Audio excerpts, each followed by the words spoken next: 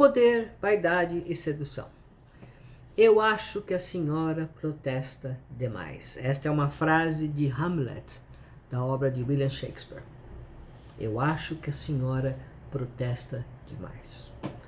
A sabedoria do poeta inglês pode ser aplicada a Raul Santos, o anônimo e central personagem da fermentação do escândalo Abdelmaci nas mídias sociais. Na imprensa, né? O vingador anônimo, né? Protestou demais, desacatou demais, bravateou demais e assim deu bandeira. Deixou à mostra o que deveria ter ocultado. Os textos de seus e-mails revelam um homem dominado pelo ódio, machucado profundamente na sua vaidade, ferido mortalmente no seu orgulho. As frases bem colocadas mostravam o nível de educação superior e uma violenta raiva. A raiva de quem foi traído. A convicção é de muitos, minha inclusive. Raul Santos tem todas as características de um homem enganado pela mulher.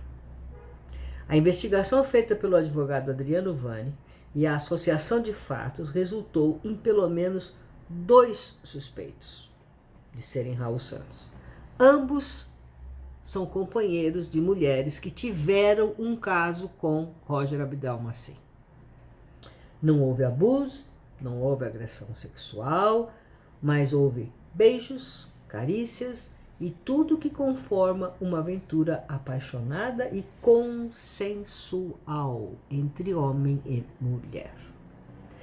Evidentemente, Raul Santos não poderia saber os detalhes do que acontecera entre Roger e a sua esposa. O que lhe incomodava e talvez ainda incomode não era o abuso inventado, mas o romance com detalhes ignorados. Os beijos, as carícias e a cumplicidade inerente a um romance de qualquer duração. A raiva dessa ignorância, de não saber o que aconteceu e como aconteceu, fica crescentemente clara nos textos de Raul Santos, em todos os e-mails que ele mandou. Em nenhum dos e-mails anteriores ao do dia 14 de fevereiro de 2008, Raul Santos dá detalhes do abuso de Roger contra sua mulher. Ele não fala o que aconteceu. As características desse assédio agressivo que ela teria sido vítima, cometido por Roger, Raul Santos define essas características depois que ele recebeu os relatos das pessoas que aderiram ao bullying virtual que ele liderava. Foi fazendo um conjugado, pegando daqui e dali. No último e-mail, onde finalmente ele diz como Roger teria abusado da sua esposa, ele contava já com cerca de 30 narrativas. Não era difícil pegar os elementos de abuso daqui e dali. O anônimo justiceiro virtual tem um consolo. Ele não foi o único a ser traído. Agora eu vou falar dos affairs. E abro com uma frase de Ulisses Guimarães. O poder é afrodisíaco. Essa frase foi apresentada no Fantástico. Em uma conversa telefônica com seu terapeuta, Roger diz que tinha casos com suas pacientes. Ele nunca negou isso. A frase que está no Fantástico é: mulher é bicho complicado. Essa frase ficou famosa e escancara que tais relações eram consensuais. Em momento algum, naquela matéria, ele diz que agarrou. Ele diz que teve caso com elas. O doutor era um sedutor por excelência e fazia sucesso com as mulheres. Muitas o consideravam lindo e sempre muito charmoso. Charmoso ele tentava mesmo ser. Uma situação relatada por um dos seus mais antigos assistentes administrativos ilustra como Roger exercia a sua arte sedutora. Era uma reunião para pedir crédito, como sempre, em um dos bancos, nesse caso era o Bradesco, em 1992. Estavam na sala o gerente da conta, a secretária do diretor, Roger e Diego, eu vou chamar de Diego, o nome é fictício, que era assistente administrativo do médico. Ele viu a cena. A moça era muito bonita, a secretária. E eles estavam esperando pelo diretor do banco. E, enquanto isso, tomavam um café, aquela conversinha sem graça, tal. O Diego estava fascinado pela secretária, que estava quieta e distraída. Aí Roger rompe o silêncio. Ele olha atentamente para a moça e pergunta com a voz que Diego não conhecia, aquela voz. Né? E você, como está? A reação da moça ficou na memória do assistente, como a melhor cantada que um homem poderia fazer para uma mulher. A menina ficou extasiada com Roger, com a expressão de atenção sincera, o olhar que dizia sem palavras como ela era bonita, uma voz aveludada. E isso é quem disse foi o Diego, hein? Não sou eu, não. A moça abriu um sorriso de quem se sente lisonjeada e iniciou uma conversa a dois com Roger, os dois trocando sorrisos e ele realmente interessado no que ela dizia. Segundo Diego, a técnica rogeriana de sedução era perfeita e infalível. À medida em que ficava famoso, o pecado da vaidade sedutora era praticado com mais refinamento e convicção do que era de que ele era realmente um homem irresistível. Quer dizer, ele começou a aprimorar a técnica, vai. E à medida que ficava famoso, é claro que a técnica melhorava e ficava mais fácil. Roger sabia que boa parte das mulheres o admirava e muitas apreciavam a combinação da capacidade médica de dar esperança com a fama insensada na imprensa. A deusa Afrodite o abençoava. O poder sobre todas as suas formas foi o acessório que o médico melhor incorporou às suas técnicas de sedução. Acrescente-se a essa equação de fascínio o fato de que dele mesmo, Roger, ser um carente emocional. Ele tinha uma carência de atenção, de carinho de mulher calminha, de poder conversar sem brigar, de compartilhar momentos de intimidade sem as neuroses paranoides de Sônia. Eles tinham um relacionamento muito difícil, do qual eu vou falar à frente. E ele tinha essa coisa de namorar, de mergulhar nos braços de uma mulher que o desejava, com um sorriso nos lábios, e esse era o paraíso no qual Roger Abdelmaci padeceu. Em consulta, ele falava olhando para ela, pausadamente. Nas demais oportunidades, buscava com olhos famintos a total atenção dela. Era gentil, carinhoso e entendia de carência feminina. Oferecia-se como um porto seguro, onde a mulher infértil poderia derramar todos os seus problemas emocionais. No decorrer do tratamento, os olhares se cruzavam, toques sutis e sorrisos cúmplices, as palavras ficavam mais meigas e eventualmente acontecia um beijo, que algumas mulheres dizem que foi roubado. E ele diz que foi apaixonado e consensual, na grande maioria das vezes. Houve situações em que o doutor se equivocou completamente, interpretou errado o resultado de sua técnica de fascínio e a reação da moça não foi a esperada e foi parar na justiça como tentativa de assédio sexual ou agora estupro e ganhou 6 anos de condenação para cada uma dessas oportunidades. Assim como houve leituras imperfeitas e desastradas, quanto ao grau de cometimento da relação e da frustração da parceira da aventura. O clássico ela quer mais e eu não quero. Foi o que aconteceu com pelo menos 3 casos. Um deles está registrado no livro, que eu vou falar mais tarde. Desastroso. Ele tratou as mulheres como bicho, né? Como qualquer coisa. Eu já me diverti o suficiente, agora eu não quero saber mais. Só que para elas, a paixão era séria. E a vingança veio mais tarde. Algumas dessas falhas de percepção e de caráter resultaram em altíssimos níveis de raiva pela rejeição. Os affairs mal acabados viraram estupros mal contados e foram parar nas redes sociais, na imprensa e na sentença que o condenou a 278 anos. Geralmente ele sabia até onde podia chegar. Era audacioso, mas os riscos sempre eram calculados. Ele investia seu poder de sedução e cumplicidade quando a intuição lhe garantia que haveria recíproca por parte da mulher.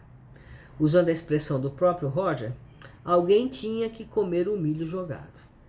Ele comia todos os milhos que vinham em sua direção e dizia que a cada 10 milhos que ele jogava, uma comia. Isso eu vi ele falando. Os vários casos que se desenvolveram em namoro foram paixões regadas à carência afetiva de ambos e ao perigo da proibição. O médico que não podia seduzir sua paciente, os dois casados, o ciúme dos parceiros de ambos, entre outras variáveis afrodisíacas. Quando a paquera extrapolava os muros da clínica, os encontros aconteciam em hotéis, flats e casas de parentes. Embora Roger nunca revelasse o nome da namorada do momento, alguns colaboradores confidentes ouviam os detalhes publicáveis do namoro. Eu era uma que ouvia. Na frente dessas testemunhas, ele ligava ou recebia a ligação da namorada e a conversa era típica, com palavras carinhosas, risadinhas cúmplices e promessas de encontros. Era quando ele exibia o melhor do seu bom humor. Ele se transformava numa pérola. Muitas vezes as namoradas não detinham exclusividade. Havia dias em que ele precisava atender 2, 3, 4 namoradas. E quase que ao mesmo tempo. Era um estresse. Sim, as pessoas da clínica, os funcionários, sabiam o que acontecia.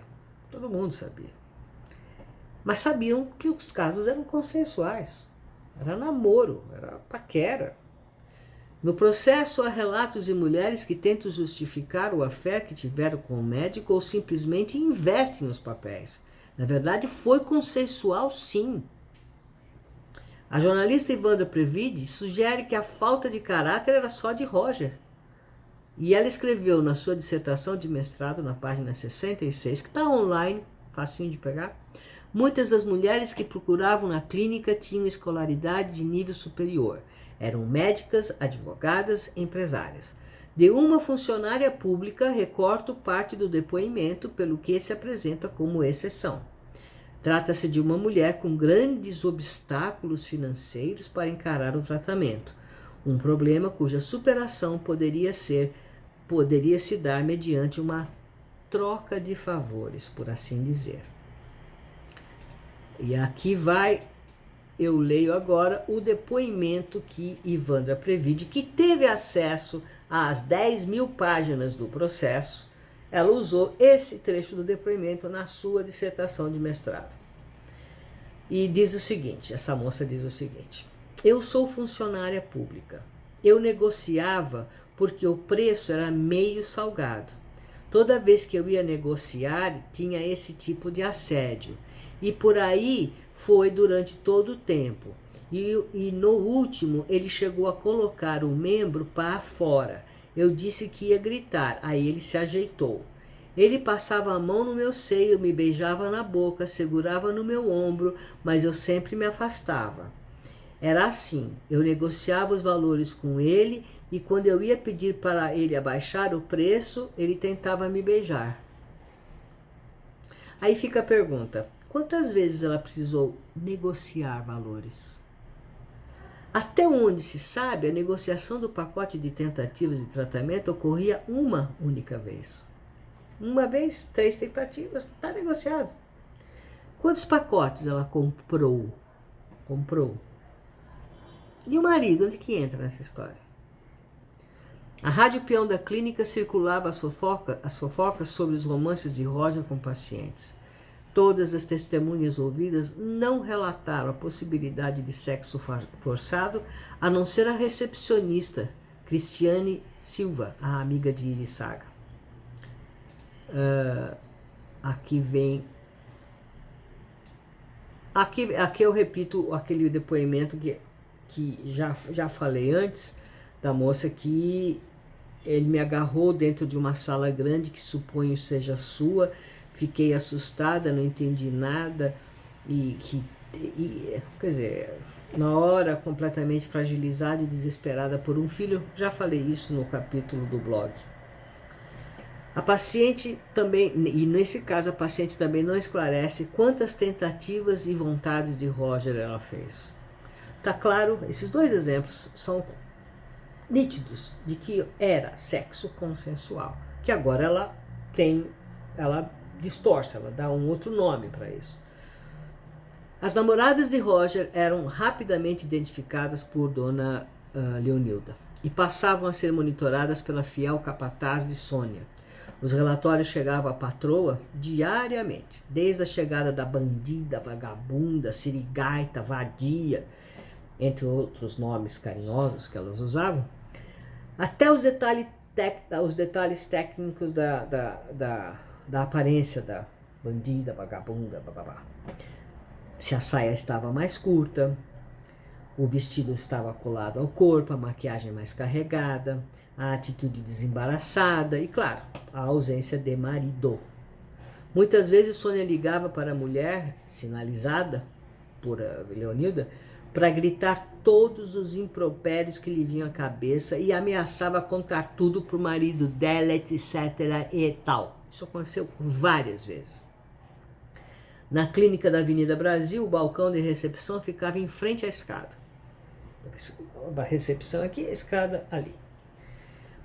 Lia, uma das recepcionistas que ficou até o fim dos dias da clínica, brincava que o inimigo do Roger, o grande delator, era o seu áspero bigode. Ela disse: as namoradas desciam as escadas com um sorrisinho maroto e os lábios vermelhos. Eu disfarçava para não rir e pensava: por que não raspa esse bigodão, caramba? Hoje pesquisa, amanhã inovação. É o próximo capítulo.